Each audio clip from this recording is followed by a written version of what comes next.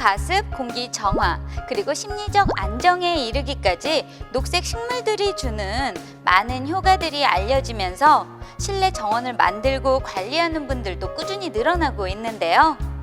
하지만 많은 분들께서 실내 정원의 물관리 요령에 대해서 큰 어려움을 호소하고 있다고 합니다.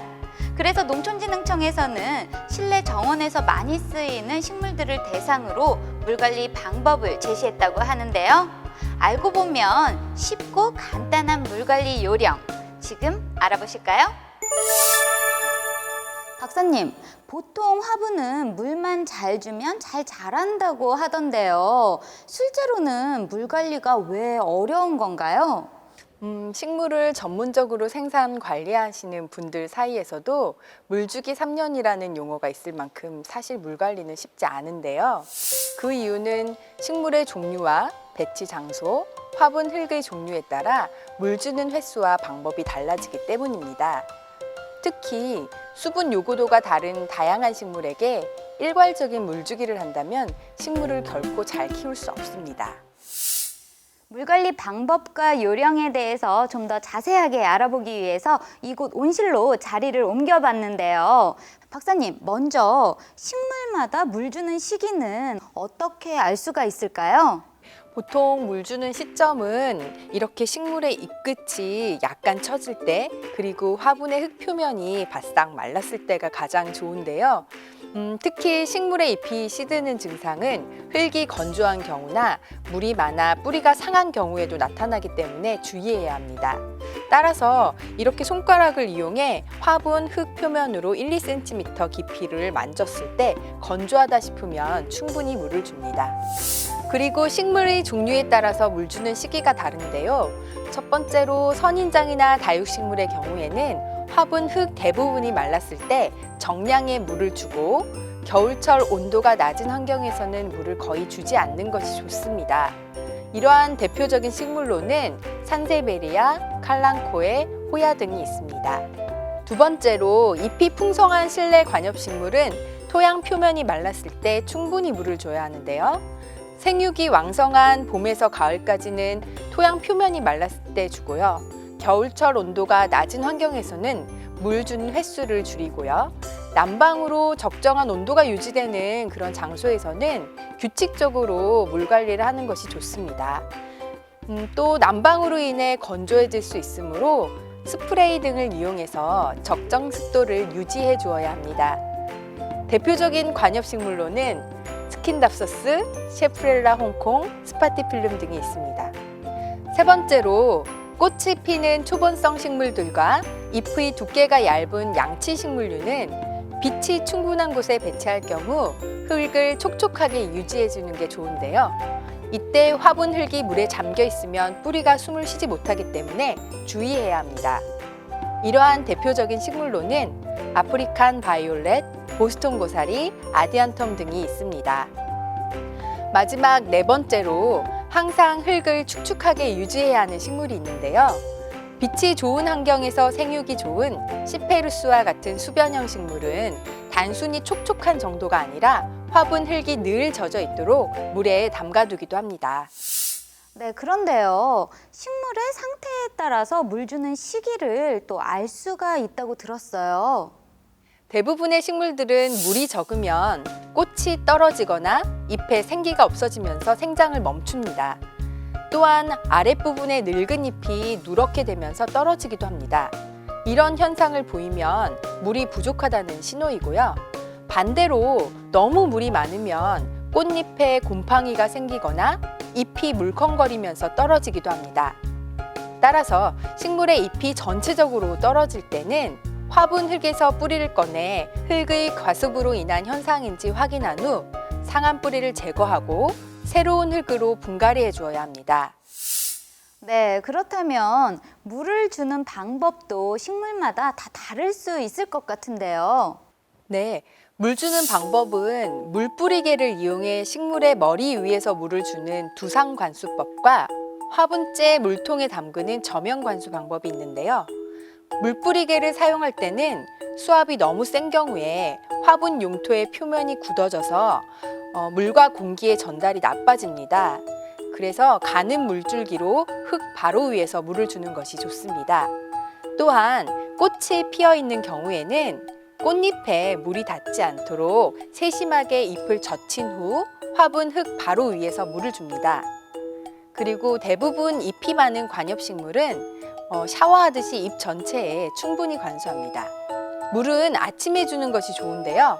햇빛이 강한 여름철에는 식물의 잎에 닿은 물방울이 볼록 렌즈처럼 빛을 모아 잎을 태울 수 있으므로 강한 광선이 쪼이는 시간대는 피해야 합니다.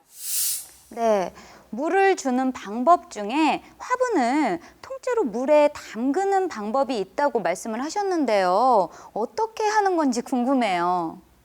네, 저면 관수 방법은 물을 밑에서부터 공급해 흙의 모세관 현상에 의해 물이 전달되는 방법인데요.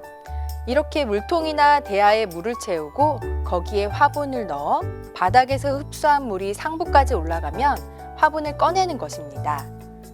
글록시니아와 아프리칸 바이올렛처럼 잎에 털이 있는 식물은 잎에 물이 닿는 것을 싫어하므로 두상관수보다는 저면관수 방법이 더 좋습니다.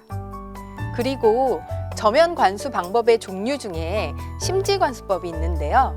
심지관수법은 화분의 배수 구멍에 수분 흡수력이 좋은 행주와 같은 천을 약 1.5cm 두께로 끼우고 배양토를 담고 식물을 심은 후에 물이 담긴 용기에 심지로 연결해 얹어 놓으면 심지와 흙의 모세관 현상을 통해 물이 조금씩 흡수되기 때문에 물 관리가 편합니다.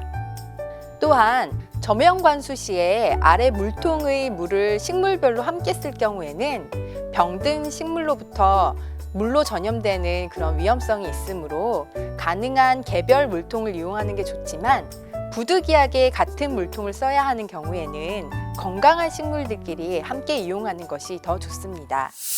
네, 그렇다면 식물마다 물을 주는 횟수도 다 다를 것 같은데요. 물은 얼마나 자주 줘야 할까요? 예, 물을 주는 횟수는 식물의 형태, 크기, 화분의 재질, 계절, 그리고 식물이 배치된 장소에 따라 달라지는데요. 잎이 두터운 식물은 잎이 얇은 식물에 비해 건조에 강하고요.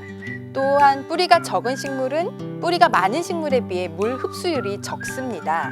따라서 잎의 면적이 클수록 더 빨리, 더 크게 자라기 때문에 물 주는 횟수가 많아집니다. 겨울에는 저온으로 성장이 거의 멈춰지기 때문에 봄과 여름의 생장기에 비해 물 주는 횟수가 적어지고요.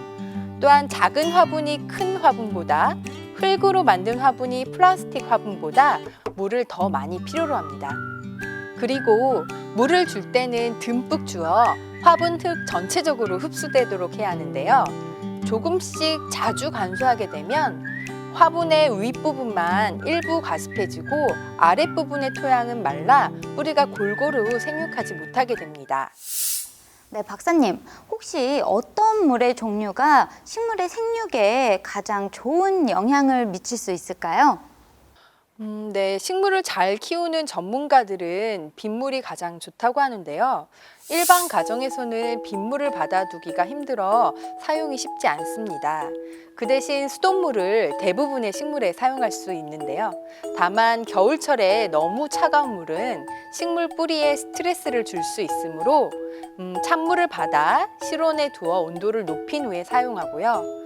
정수기의 냉수 역시 곧바로 식물 뿌리에 공급하지 않도록 주의해야 합니다. 네, 박사님, 저는요, 화분을 키울 때 물을 충분히 주었는데도 흙이 말라 있었거든요. 이런 경우는 어떤 경우인가요? 네, 공급한 물이 흙으로 잘 흡수되지 않는 경우가 있는데요. 첫째는 수압 등으로 흙 표면이 딱딱하게 굳어 있는 경우이고요. 두 번째는 토양 건조로 인해 토양 입자가 뭉쳐져서 화분과 흙에 틈이 생겨요. 그 틈으로 공급한 물이 새는 경우입니다. 그리고 세 번째는 식물의 뿌리가 많이 자라서 화분에 물이 들어갈 공간이 거의 없는 경우입니다. 제가 설명해드린 첫 번째와 두 번째 경우에는 포크나 작은 모종삽으로 흙 표면을 콕콕 찌른 후에 큰 물통에 물을 채우고 화분을 담가 충분히 물을 흡수시키면 되고요.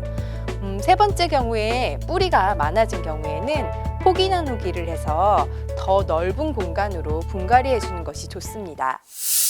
이렇게 오늘 박사님께 물관리 요령에 대해서 꼼꼼하게 배워보니까 머릿속에 더 쏙쏙 들어오는 것 같은데요. 혹시 박사님, 실내 정원에 관한 정보를 온라인에서도 만나볼 수가 있을까요? 네, 농촌진흥청에서는 현재 온라인 실내정원 홈페이지와 스마트폰 어플리케이션 실내정원 꾸미기도 운영해 다양한 정보들을 제공하고 있거든요. 유용한 정보들이 많으니까 참고하셔도 좋을 것 같습니다. 홈페이지는 물론 스마트폰 애플리케이션까지 이제는 실내 정원에 관한 정보를 좀 더 가까이에서 쉽고 편리하게 만나볼 수가 있게 되었는데요.